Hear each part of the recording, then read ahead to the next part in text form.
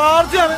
ഞങ്ങളിപ്പോ ഹോസ്പിറ്റലിൽ പോയിട്ട് വന്നിട്ട് താഴെ കുടിച്ചിട്ട് വന്ന് ഒടുക്കത്തെ മഴ, പോലെ മഴയാണ്. ഇപ്പൊ കയറി നമ്മൾ കുടിച്ചിട്ട് നനഞ്ഞുകൊണ്ട് വന്നത്. നല്ല മഴയായിരുന്നു. നോക്കി വെച്ച് നല്ല മഴയാണ്, കലക്ക മഴയാണ്. നമ്മുടെ ചെടിയൊക്കെ വന്നിട്ട് വെള്ളം കൊണ്ട് പൊളിച്ചിട്ടുണ്ട്. അവർക്ക് ഇനി വെള്ളം വയ്ക്കേണ്ട ആവശ്യമില്ല. അത് പക്കറ്റ് തടുത്ത് വന്നോളും. നല്ല മഴ വെച്ച് പൊളിച്ചിട്ടുണ്ടെങ്കിൽ മഴ കൊള്ളാൻ അടിപൊളിയായിരുന്നു, കാണാൻ രസമുണ്ട്. പക്ഷെ മഴ ഓവറായാലും പ്രശ്നമാണ്, കുഴപ്പമില്ല.